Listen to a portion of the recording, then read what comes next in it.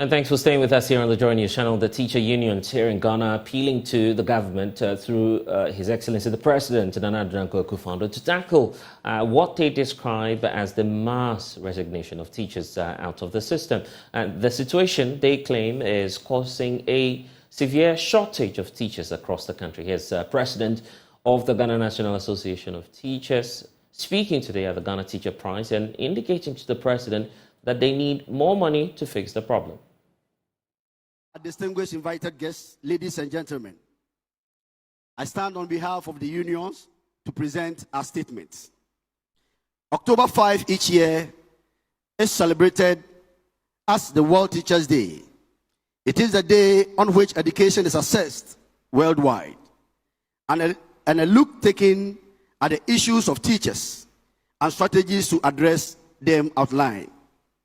In fact, teachers are also appreciated for their exceptional display of competencies and contributions to the advancement of the human resource growth of countries by the product they turn out from the schools, colleges of education, universities, and other tertiary institutions.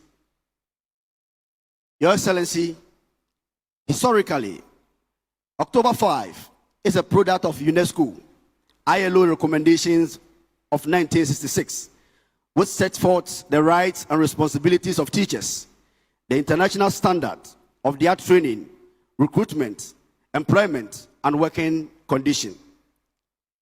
The National Best Teacher Award, instituted in 1994 and later christened the Ghana Teacher Prize, is to motivate teachers for higher performance and the respect the teaching profession should enjoy. Your Excellency, this therefore explains why it is absolutely important that teachers are well motivated to teach effectively and efficiently. Thus, the establishment of the National Best Teacher Award scheme in October 1994 by the Ministry of Education, then under the leadership of the late Mr. Harris Sawyer, to recognize and reward the country's hardworking teachers. This year's World Teachers' Day theme, which has been adopted by the Ghana Teacher Prize, is the teachers we need and the education we want. The global imperative to reverse the teacher shortage is apt. And here, let me recognize our positive deviance, Professor Bikrai, who 3 days ago gave us a solution to the theme. That, Your Excellency, to reverse teacher shortages in Ghana, give Ghanaian teachers more money. If you give us more money, we will not go anywhere. We will stay and serve our motherland. In order to have effective and efficient teachers being well motivated, Your Excellency, the teacher unions, NAT, NAGRAT, CCT, and our colleagues too, would like to remind the Ghana Education Service and the TVET service of the following. Your Excellency, the payment of the 20% gross salary for teachers who accept postings to underserved areas should be prioritized. And here we want to admonish our sector minister to give us a deliberate policy that will attract and retain teachers who accept postings to these areas. Also, the concerns of the teachers there at the event, which is underway in the Western region. It's time now to look at these concerns because the Institute for Education Studies, IFA, says that it has observed a teacher-student ratio has deteriorated across the 10 regions. And of course, we know that now that we have 16 regions, but when it carried out the baseline survey right from 2015 to where we are now, it appears that that ratio appears to be declining. This is the same for, school building repairs and also when it comes to professional teachers. On the other hand, the availability of potable water and textbooks have also seen a significant improvement over the period, and it's the reason for which we need to hear from Dr. Peter Antipati, who is the Executive Director for IFES, joining us via Zoom now. Thank you, sir, for spending some time with us here on The Pulse. We're just hearing from the teachers now, indicating that they need more money. But let's get to the data as you have it, first of all. Why are we seeing this sharp decline in the number of teachers?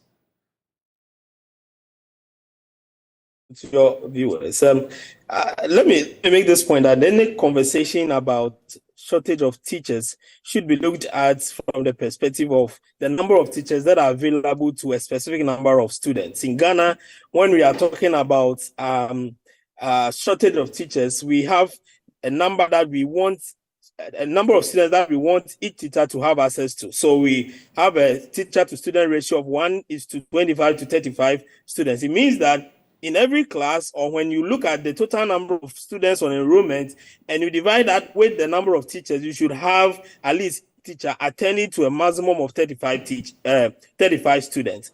Now, if you look at that from that perspective, and you track this from the EMIS data, I mean, the EMIS data is the data that is from the Ministry of Education, and they collect data about every variable in an education system at the basic level, senior high school level, and so forth, every year. So every year they have this data that they collect, and that is what they call the annual school census survey. If you track it from 2015 to 2016, up to 2021, you would see that because you are using the base year of 2015-2016, we are dealing with 10 regions. Of course, the 16 regions is still embedded in the 10 regions. You will see that over the past 6 years, this ratio has deteriorated. And that means that although, according to some of our authority officials, they think that we have a lot of teachers available. And of course, I've heard the minister saying that the problem is more about deployment. The point is that the number of students, enrollment has increased over the years. That has not had a corresponding increase in the recruitment of teachers. So you will go to a school, you have a teacher in the school, all right, but that teacher is handling about 50, 60, 75, 80, 90 students, which is above the standard that we have set for ourselves. And if you have situations like this, then you have a situation whereby teachers will not want to continue to stay in the classroom because they are overwhelmed by the challenges that they face. This is part of the other variables, 14 variables that we analyze, and you can see that some of all these variables that contribute to the delivery of quality education, especially teacher to student ratio, has deteriorated over the years, and that explains the focus that says that we are having shortage of teachers. So any other narrative that seems to say that we have surplus of teachers is not taking into consideration the variable, which is the people or the number of students that each teacher is supposed to look at. Talk about all 14. The teacher unions believe it's a simple one. It's all about money.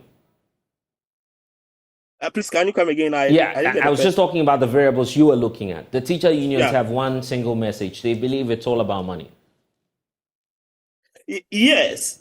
It's all about money, because when you give them, they think it's all about money, because they think that when you give them, you pay them according to what they are doing, they will be able to do what they are supposed to do. But of course, you have to pay them and also provide them with the needed resources. So if you look at the 14 variables, we are looking at availability of water, and these are the variables that come from the SDG 4. So if you go through the SDG 4, these indicators are there that if you want to provide quality education for your people within the target of 2030, these are the things that should be available: textbooks, computers, people to desk ratio, ICT facilities, library, toilet facilities, supervision, availability of professional teachers, electricity, access to road. All these are variables that should be in place to ensure that human resource, which is the teacher, is comfortable within the environment that is delivering education, and then he will be able to deliver education.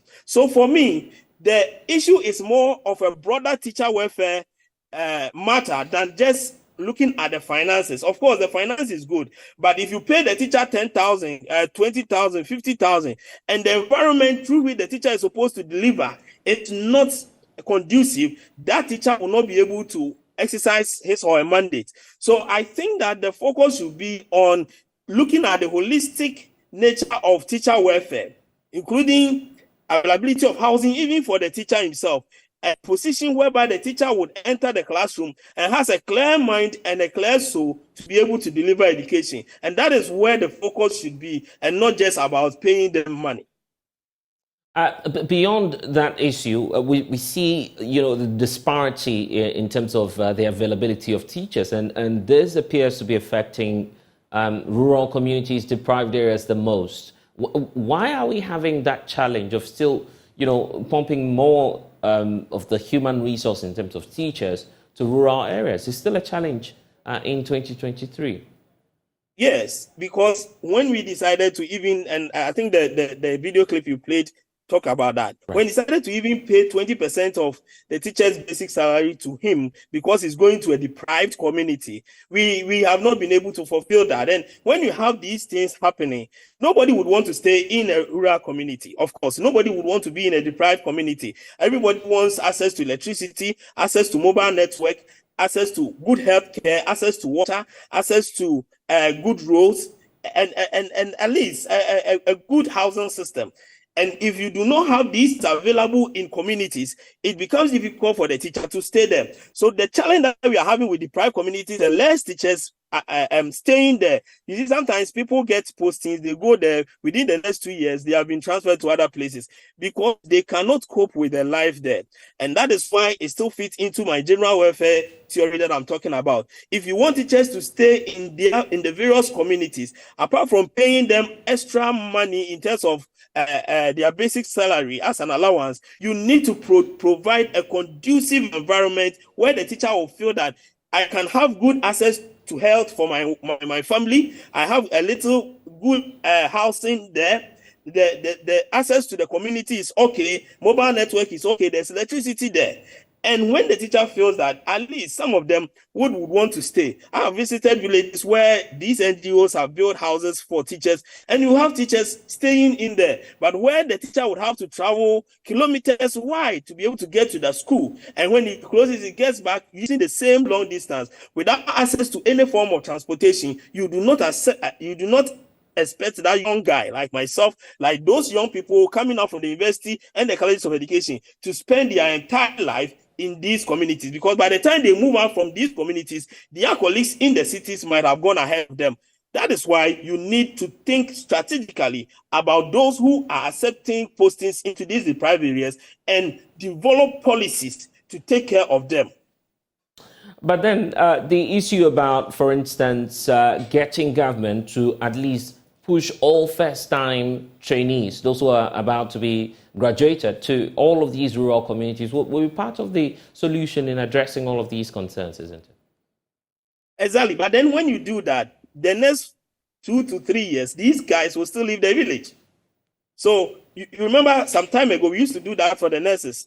People who were from particular places were sponsored by the district to pursue education in the nursing. And when they finish, they are supposed to come back to the district to serve. I think that was a model that was helping. But the sad thing is that after they have served for the 2-3 years, these people will leave the place.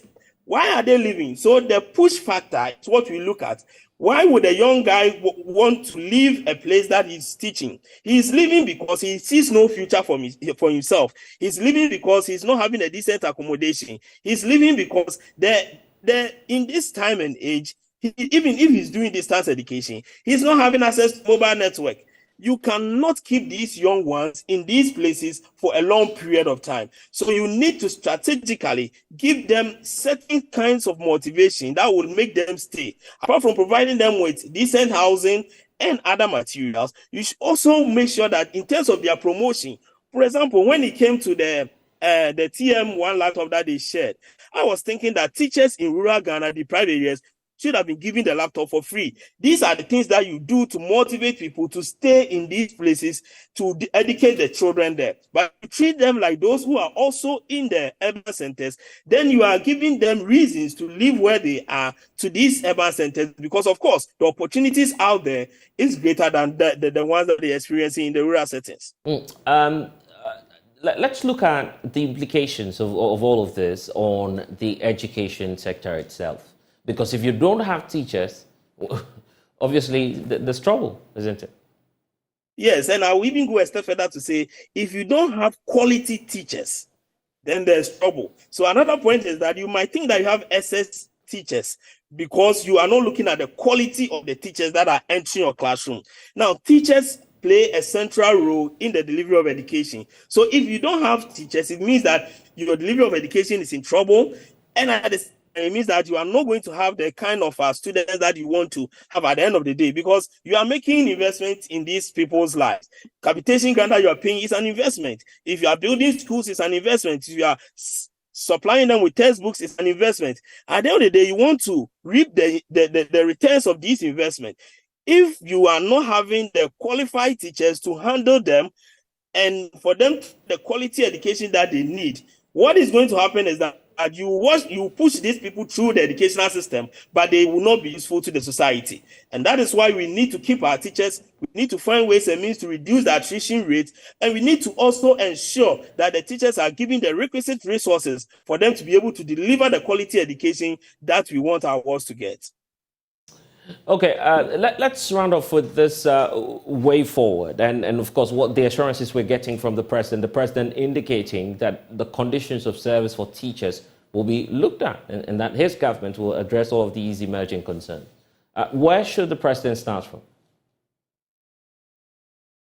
It becomes difficult when some of these things are said, because as somebody who studied the education sector for a long time, I see politicians promising teachers a lot of things. You go through their manifestos, you see both from the NDC era to this time, a lot of things have been said to the teacher, but hardly do these things materialize. So I sometimes find it difficult to believe that some of these things are as promised by politicians would come to pass. But I think that we need to, as I've said, we need to start from the young teachers. We need to encourage them to love the profession. People love the teaching profession, of course. And that is why they want to pursue a career in that direction. They go to colleges and you are paying them allowances. It means that you also show interest in what they want to do. When they are coming out, there should be conscious effort to keep them in the profession. And that should start from how we treat teachers. A treatment in terms of the resources that they need to teach. And of course, some of the little things that they need to get.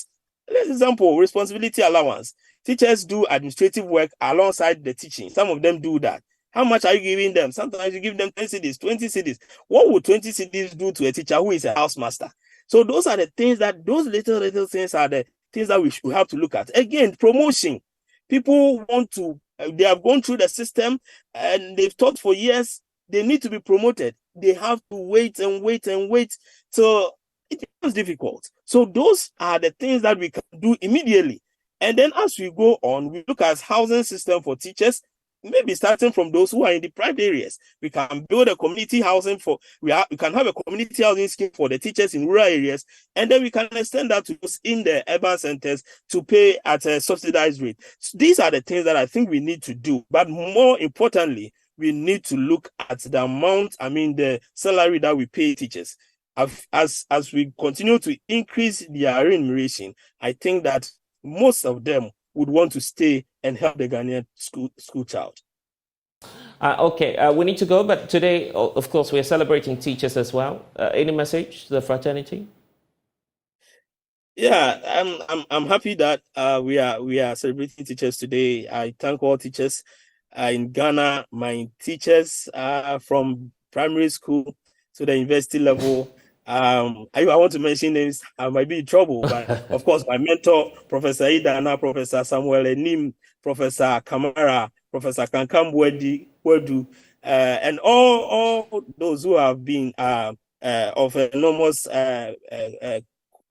help to me and all of us in terms of our education journey. We say congratulations to teachers. We wish them well, and we pray that one day, the God that they have served through humanity would open doors for all of us teachers for us to enjoy life here